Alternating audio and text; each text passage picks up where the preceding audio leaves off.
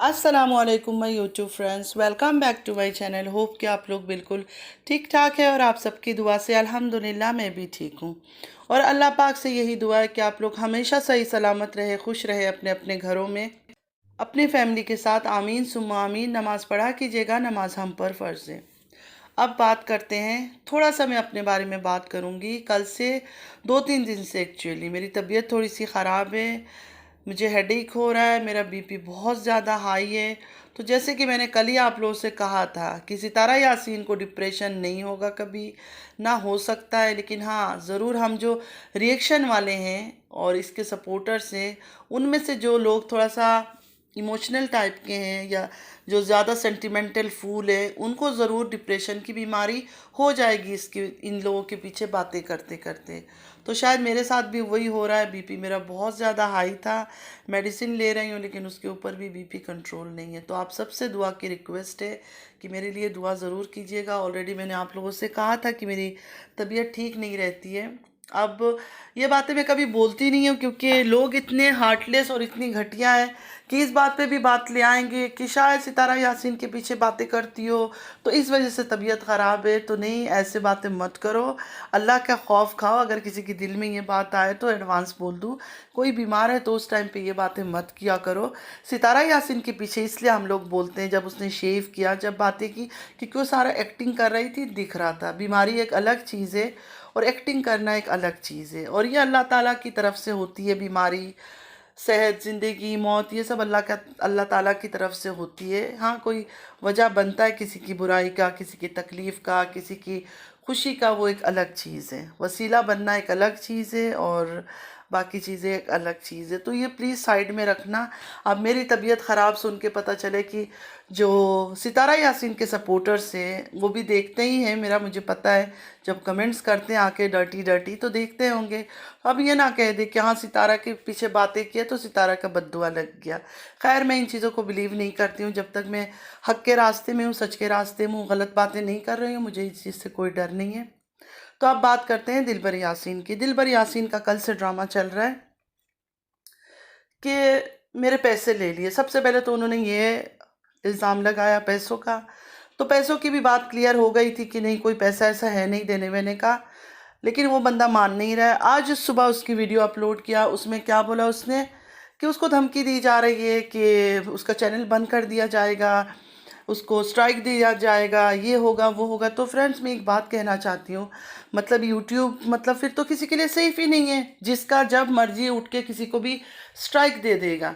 YouTube के मैंने कुछ रूल्स सुने थे, जैसे किसी का थंबनेल अगर हमने लगाया, किसी की वीडियो उठाकर हमने उसकी क्लिप्स लगा दी, या किसी का पूरा वीडियो उठा के हमने अपनी चैनल पे लगा दी, कोई ऐसी गंदी बातें कर दी, कुछ ऐसी, कुछ मतलब होना चाहिए, कुछ नेगेटिव चीज़ें, कुछ ऐसी बात होनी चाहिए, तब जाके ऐसा होता है।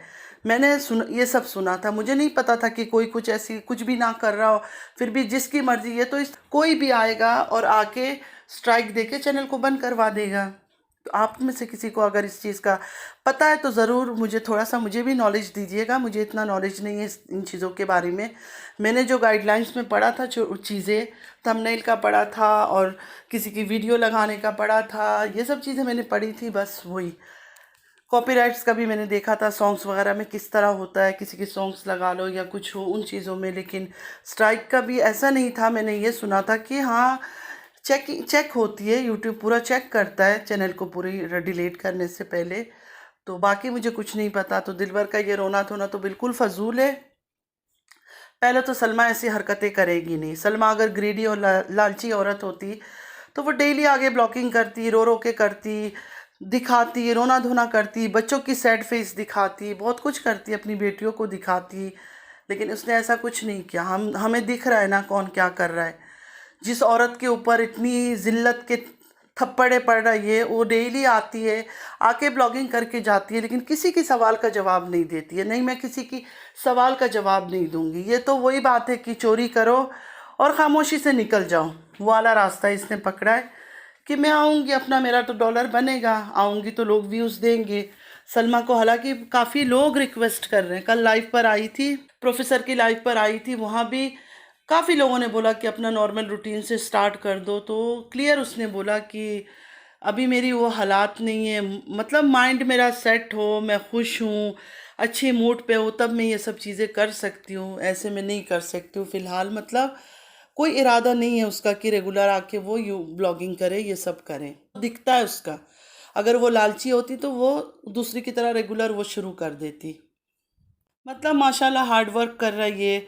कितने बजे से रात के 12 बजे तक वो पार्लर में काम करती है, फिर आके लाइव में आना, बातें करना।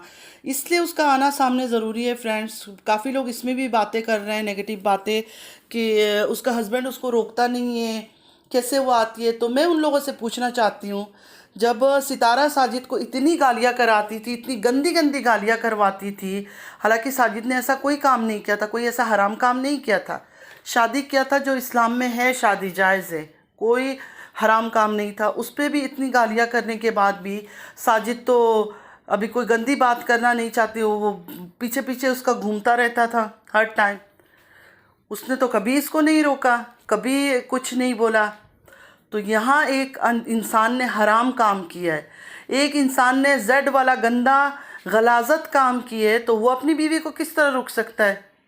कैसे रोकेगा? जो इसने करना था उसने तो गंदगी किया, मारा पीटा, उसकी बेटियों को, जवान बेटियों को मारा, उसको मारा, मेंटली उसको टॉर्चर किया, हर वो चीज़ उसने लाइफ पे बताई है।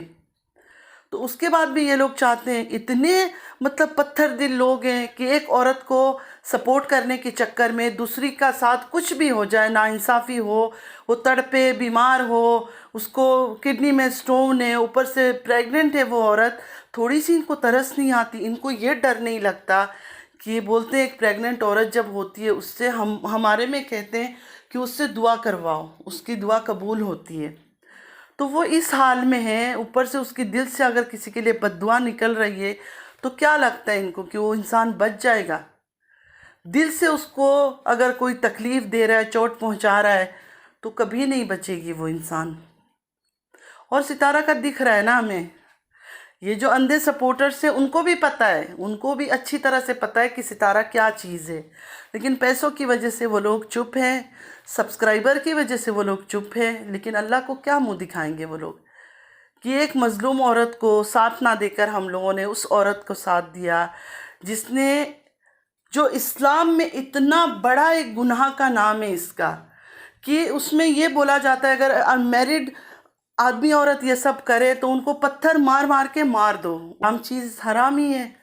और सऊदीया का लॉ में आप लोग पढ़ लो, जो ये काम करते हैं उनको क्या सज़ा मिलती है। अंधे जो है वो हमेशा अंधे रहेंगे, उनकी आंखें कभी खुल नहीं सकती है।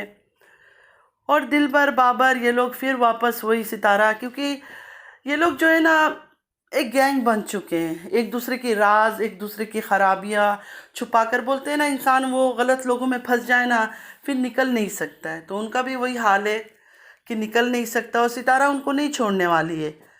वो अगर वो नहीं जाते तो सितारा पहुंच जाती है। कल की वीडियो में भी देखा था सितारा कैसे बैठी हुई थी उनके घर में। को पता है कि अगर ये लोग उसके बिना कुछ नहीं है तो इनके बिना सितारा भी कुछ नहीं है।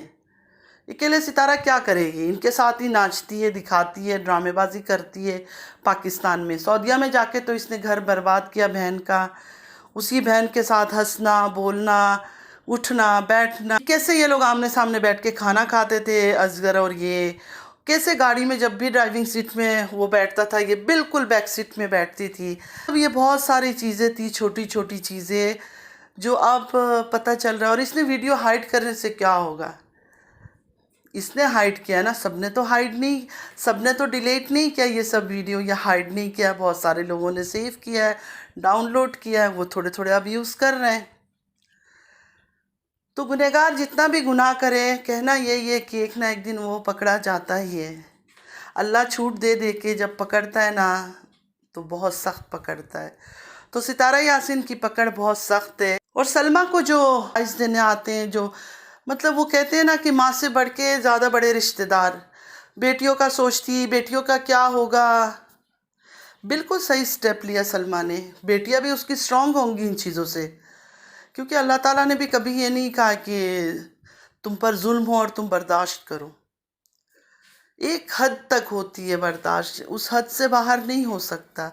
मैं बार बार यही बात कहती हूँ ना कि अगर बहन की जगह कोई और औरत के साथ कुछ अगर पकड़ा जाता, अल्लाह ना करे किसी के घर में कभी ऐसी चीज़ें सामने आए, अल्लाह किसी के आदमी को भी इन चीज़ों से मतलब दूर रखे, हर आदमी को। लेकिन फिर भी अगर पकड़ा जाता तो शायद सलमा इतनी बातें ना करती, लेकिन इसकी बहन की वजह से वो बोलती है ना, बोल रही थी। मैं आप लोगों को डिटेल्स में सारी बातें उसके सलमा की ज़ुबानी रिकॉर्डिंग सारे आप लोग अपलोड करूँगी शाम को अपनी चैनल पर, तो आप लोग ज़रूर देख लीजिएगा। दूसरे किसी का तो मैं वीडियो लगाती नहीं हूँ, लेकिन हाँ सलमा का ज़रूर लगाऊंगी, तो आप लोग सुन लेना कि किस तरह सितारा ने उसको फंसाया, किस तरह सितारा ने उसका माइंड को पूरी तरह से के ऊपर सलमा के कैरेक्टर के बारे में बातें करके, ये सब करके। तो ऐसी बहन होने से तो अल्लाह किसी को बहनें ना दे। अगर ऐसी बहन होना है ना, तो मैं तो कहती हूँ बहन ना होना बेहतर है। अकेले में मैं सोचती रहती हूँ कि पता नहीं सलमा को कैसे फील हुआ होगा जब उसने ये सब चीज़ें देखा होगा, जब उसके सामने ये सब चीज़ें आई होगी। मतलब उसके तो दुनिया उजड़ गया होगा उस टाइम पे कि ये सब क्या हो रहा है और मेरी अपनी बहन ने ये सब किया है।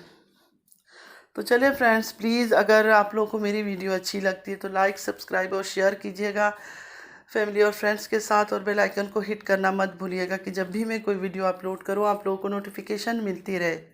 और मेरे लिए दुआ ज़रूर कीजिएगा। चलती हूँ, दुआ में याद रखिएगा। ज़िंदगी रही फिर मुलाकात होगी। अल्लाह हाफिज़।